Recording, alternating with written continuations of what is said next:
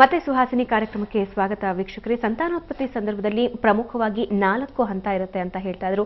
3 ಹಂತ ಈಗಾಗಲೇ ತಿಳ್ಕೊಂಡಿದ್ದೀವಿ. ಬನ್ನಿ 4ನೇ ಹಂತ ಯಾವುದು ಅಂತ ತಿಳ್ಕೊಳ್ಳೋಣ. ಕಲ್ಪನಾ ಅವರೇ, 3ರ ಬಗ್ಗೆ ಹೇಳಿದ್ರಿ, ಕೊನೆಯದಾಗಿ ಯಾವುದು? ಕೊನೆಯದಾಗಿ ಅಂಬು ಅಂತ ಕನ್ಸಿಡರ್ ಮಾಡ್ತೀವಿ. ಇದೆಲ್ಲ ಸಂಸ್ಕೃತ್ ವರ್ಡ್ಸ್. ಅಂಬು ಅಂದ್ರೆ ಈ ನರಿಶ್ಮೆಂಟ್, ಈ ಬೇಬಿಗೆ ನರಿಶ್ಮೆಂಟ್. ಈಗ ಗರ್ಭ ಉತ್ಪತ್ತಿ ಆಗುತ್ತೆ, ಗರ್ಭಧಾರಣೆ ಮಾಡ್ತಾಳೆ ಸ್ತ್ರೀ, ಅದಾದ್ಮೇಲೆ ಅದಕ್ಕೆ ನರಿಶ್ಮೆಂಟ್ ಪ್ರಾಪರ್ ಆಗಿ ಸಿಗದಿದ್ರೆ ಡೆವಲಪ್ಮೆಂಟ್ ಕರೆಕ್ಟ್ ಆಗಲ್ಲ. ಸೊ ಆ ನರಿಶ್ಮೆಂಟ್ ಬರೋದು ಮದರ್ ಇಂದ, ಮೆಟರ್ನಲ್ ಬ್ಲಡ್ ಇಂದ ಬರುತ್ತೆ. ಆ ನರಿಶ್ಮೆಂಟ್ ಗೋಸ್ಕರ ಮದರ್ ನರಿಶ್ಮೆಂಟ್ ಕರೆಕ್ಟ್ ಆಗಿರ್ಬೇಕು. ಸೊ ಅದಕ್ಕೋಸ್ಕರ ಕೆಲವೊಂದು ಟ್ರೀಟ್ಮೆಂಟ್ಗಳನ್ನು ಮಾಡ್ತೀವಿ. ಸೊ ಆ ಟ್ರೀಟ್ಮೆಂಟ್ಗಳೆಲ್ಲ ಕ್ಲಬ್ ಮಾಡಿ ಟುಗೆದರ್ ಈಗ ಈ 4 ಅಂಶಗಳನ್ನ ಕನ್ಸಿಡರ್ ಮಾಡಿಬಿಟ್ಟೆ ನಾವು ಆ ಟ್ರೀಟ್ಮೆಂಟ್ಸ್ಗಳನ್ನ ಮಾಡ್ತೀವಿ. ಸೊ ಅದರಿಂದ ಆ ನರಿಶ್ಮೆಂಟ್ ಲೆವೆಲ್ ಅನ್ನು ಕೂಡ ನಾವು ಇನ್ಕ್ರೀಸ್ ಮಾಡಬಹುದು. ಓಕೆ, ಇವಾಗ ಮೊದಲನೇ ಹಂತದ್ದು ನಾವು ಮಾತಾಡ್ತಿದ್ವಿ, ಸಾಕಷ್ಟು ತೊಂದರೆ ಆಗುತ್ತೆ. ಅದರಲ್ಲಿ 4 ರೀತಿಯಾಗಿದೆ, 4 ಅಂಶಗಳು ಇಂಪಾರ್ಟೆಂಟ್ ಆಗಿ ನಮಗೆ ಗರ್ಭ ಉತ್ಪತ್ತಿ ತೊಂದರೆ ಉಂಟಾಯ್ತು ಅಂದ್ರೆ, ಬೀಜ ಕ್ಷೇತ್ರದಲ್ಲಿ ಅಂದ್ರೆ ಬೀಜ ಕೌಂಟಿಂಗ್ ಅಲ್ಲೆಲ್ಲ ತೊಂದರೆ ಆಯ್ತು ಅಂದ್ರೆ ಅದಕ್ಕೆ ಯಾವ ರೀತಿ ಒಂದು ಥೆರಪೀಸ್ ಇರುತ್ತೆ? ಈಗ ನಮಗೆ ಓವರ್ ಆಲ್ ಆಗಿ ನಾನು ಎಲ್ಲ 4 ಅಂಶಗಳು ಇಂಪಾರ್ಟೆಂಟ್ ಒಂದೊಂದು ಅಂಶಗಿಂತನೂ. ಈಗ ಸ್ಪರ್ಮ್ ಕೌಂಟ್ ಕಡಿಮೆ ಇದ್ರೆ ಅದಕ್ಕೆ ಅಂತಾನೆ ಸಪ್ರೇಟ್ ಆಗಿ ಮೊದಲನೇದಾಗಿ ನಾವು ಮಾಡೋದು ಶೋಧನ ಕರ್ಮ ಅಂತ. ಶೋಧನ ಅಂದ್ರೆ ಬಾಡಿನ ಪ್ಯೂರಿಫೈ ಮಾಡೋಂಥದ್ದು. ಇದು ತುಂಬಾ ಸ್ಪೆಷಲ್ ಆಗಿರೋ ಟ್ರೀಟ್ಮೆಂಟ್ಸ್ ಆಯುರ್ವೇದದಲ್ಲಿ ಹೇಳಿರೋದಂಥದ್ದು. ಈಗ ಒಂದು ತುಂಬಾ ಗಲೀಜಾಗಿರೋ ಬಟ್ಟೆ, ಡರ್ಟಿ ಇರೋ ಬಟ್ಟೆನ ನಾವು ವೈಟ್ ಕಲರ್ ಬಟ್ಟೆನ ವಾಶ್ ಮಾಡಿ ಕ್ಲೀನ್ ಮಾಡಿ ಯೂಸ್ ಮಾಡೋಕ್ಕೆ ನಮಗೆ ತುಂಬ ಖುಷಿ ಇರುತ್ತೆ, ಆಮೇಲೆ ಎಫೆಕ್ಟಿವ್ ಇರುತ್ತೆ. ಅದೇ ಥರನೇ ಬಾಡಿನೂ ಈಗ ನಾವು ಸೇವಿಸಿರೋಂಥ ಆಹಾರ, ಕುಡ್ದಿರೋಂಥ ಗಾಳಿ, ಅದರಿಂದೆಲ್ಲ ಮಲಿನ ಆಗಿರುತ್ತೆ, ವಿಷ ತುಂಬಿಕೊಂಡಿರುತ್ತೆ ಬಾಡಿ.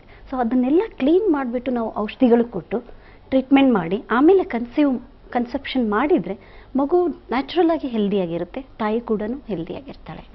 ಸೊ ಅದು ಸಂದರ್ಭದಲ್ಲಿ ಶೋಧನ ಕರ್ಮ ಅಂತ ನಾವು ಹೇಳ್ತೀವಿ. ಆ ಶೋಧನ ಕರ್ಮನ ಪಂಚಕರ್ಮ ಅಂತಲೂ ಹೇಳ್ತೀವಿ. ಶೋಧನ ಕರ್ಮದಲ್ಲಿ ಮೊದಲನೇದಾಗಿ ಈ ಒಮನ ಕರ್ಮ ಅಂತ. ಒಮನ ಕರ್ಮ ಅಂದರೆ ಫಸ್ಟ್ ಅದರಲ್ಲಿ ಪ್ರೊಸೀಜರ್ ಇರುತ್ತೆ.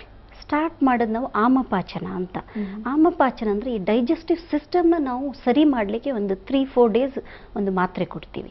ಅದರಲ್ಲಿ ಡೈಜೆಸ್ಟಿವ್ ಸಿಸ್ಟಮ್ ನಾರ್ಮಲೈಸ್ ಆಗುತ್ತೆ. ಯೂಶಲಿ ನಮ್ಮ ಸಿಸ್ಟಮಲ್ಲಿ ಸ್ವಲ್ಪ ನಾರ್ಮಲ್ ಇರಲ್ಲ ಡೈಜೆಸ್ಟಿವ್ ಸಿಸ್ಟಮ್, ಏನೋ ಜಂಕ್ ಫುಡ್ ತಿಂತೀವಿ ಅಥವಾ ನಮ್ಮ ಫುಡ್ ಹ್ಯಾಬಿಟ್ಸ್ ಇರ್ರೆಗ್ಯುಲರ್ ಇರುತ್ತೆ. ಸೊ ಅದರಿಂದ ಅದು ರೆಗ್ಯುಲರೈಸ್ ಮಾಡಿ ನಾವು ಮುಂಚೆ ನೆಕ್ಸ್ಟ್ ಕೊಡುವಂತಹ ಮೆಡಿಸಿನ್ಸ್ ಚೆನ್ನಾಗಿ ಡೈಜೆಸ್ಟ್ ಆಗಿ ಅಬ್ಸಾರ್ಪ್ಷನ್ ಆಗಬೇಕು, ಆವಾಗಲೇ ಅದ್ರ ಎಫೆಕ್ಟ್ ಚೆನ್ನಾಗಿರುತ್ತೆ. ಸೊ ಅದಕ್ಕೆ ಆ ಮಾತ್ರೆಗಳು ಕೊಟ್ಟು ಅದಾದಮೇಲೆ ಆಮಪಾಚನ ಆದಮೇಲೆ ಸ್ನೇಹಪಾನ ವಿಧಿ ಅಂತ ಇದೆ. ಸ್ನೇಹಪಾನ ವಿಧಿಯಲ್ಲಿ ಈ ಪ್ರೆಗ್ನೆನ್ಸಿಗೆ ಅಂತಲೇ ಹೇಳಿರೋಂಥ ಕೆಲವು ತುಪ್ಪಗಳಿರುತ್ತೆ, ಮೆಡಿಕೇಟೆಡ್ ಘೀಸ್. ಅದು ಫಲಘೃತ ಅಂತ ಇರುತ್ತೆ ಅಥವಾ ಮಹಾಕಲ್ಯಾಣಕ, ತುಂಬ ವೆರೈಟೀಸ್ ಇದೆ. ಅವ್ರ ಕಂಡೀಷನ್ ನೋಡಿಬಿಟ್ಟು, ಅವ್ರ ಪ್ರಕೃತಿ ಅಥವಾ ಅವ್ರು ಏನು ಕಾಯಿಲೆ ಇದೆ ಅವರಿಗೆ, ಅಥವಾ ನಾರ್ಮಲ್ ಆಗಿರೋ ಕಪಲ್ ಮಾಡಿಸ್ಕೊಳ್ಬೇಕಾ, ಅದನ್ನು ನೋಡಿಬಿಟ್ಟು ನಾವು ಅದ್ರ ಮೇಲೆ ಆ ಮೆಡಿಸಿನ್ನ ಸೆಲೆಕ್ಟ್ ಮಾಡಿ ಅದರಿಂದ ಸ್ನೇಹಪಾನ ಮಾಡಿಸ್ತೀವಿ. ಇದು ಗಂಡು ಮತ್ತು ಹೆಣ್ಣು ಇಬ್ಬರಿಗೂ ಇದು ಕಾಮನ್ ಆಗಿರೋಂಥ ಟ್ರೀಟ್ಮೆಂಟ್ಸು. ಸೊ ಅದರಲ್ಲಿ ಅದು 3 ಡೇಸಿಂದ 7 ಡೇಸ್ವರೆಗೂ ಮಾಡಿಸ್ಬೇಕು ರೆಗ್ಯುಲರ್ ಆಗಿ. ಅದು ಪ್ರಕೃತಿ ಮೇಲೆ, ಒಬ್ಬೊಬ್ರಿಗೆ 3 ಡೇಸೇ ಸಾಕಾಗ್ಬೋದು, ಒಬ್ಬೊಬ್ರಿಗೆ 5 ಡೇಸ್ ಬೇಕಾಗ್ಬೋದು, ಇನ್ನು ಕೆಲವು ಜನಕ್ಕೆ 7 ಡೇಸ್ ಬೇಕಾಗ್ಬೋದು. ಸೊ ಕೆಲವು ಲಕ್ಷಣಗಳು ಉತ್ಪತ್ತಿ ಆಗಬೇಕು ಬಾಡಿಯಲ್ಲಿ. ಅದು ಉತ್ಪತ್ತಿ ಆಗೋವರೆಗೂ ನಾವು ಅದನ್ನು ಮಾಡ್ತೀವಿ. ಅದು ಆದಮೇಲೆ ನೆಕ್ಸ್ಟ್ ಕೋರ್ಸಲ್ಲಿ 1 ಡೇ ಗ್ಯಾಪ್ ಕೊಟ್ಟುಬಿಟ್ಟು ಆ 1 ಡೇಯಲ್ಲಿ full body general body massage ಮತ್ತು ಸ್ಟೀಮ್ ಮಾಡ್ತೀವಿ. ಅದಕ್ಕೆ ನಾವು ಅಭ್ಯಂಗ ಆ್ಯಂಡ್ ಸ್ವೇದ ಅಂತ ಹೇಳ್ತೀವಿ. ಸೊ ಅದು ಮಾಡಬೇಕಾದ್ರೆ ಅವ್ರ ಆಹಾರ ತುಂಬ ಇಂಪಾರ್ಟೆಂಟ್ ಇರುತ್ತೆ.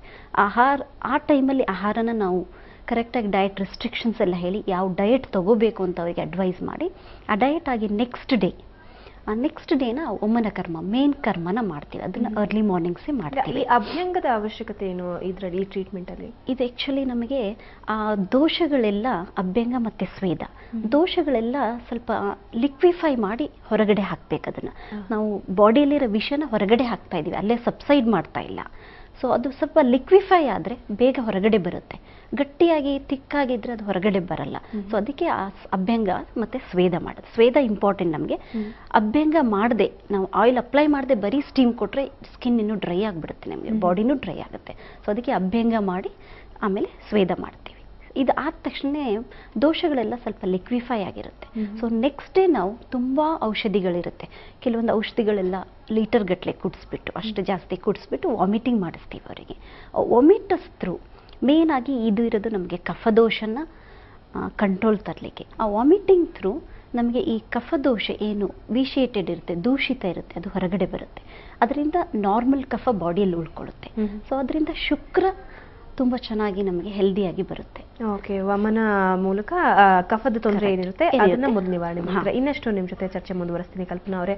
ವೀಕ್ಷಕರೇ, ಈ ಸಾಕಷ್ಟು ಥೆರಪಿಗಳಿವೆ ನಮ್ಮ ಮುಂದೆ, ಅದೆಲ್ಲದರ ಬಗ್ಗೆ ತಿಳ್ಕೊಳ್ಳೋಣ. ಅದಕ್ಕೂ ಮುಂಚೆ ಸುಹಾಸಿನಿಯಲ್ಲಿ ಒಂದು ಪುಟ್ಟ ಬ್ರೇಕ್.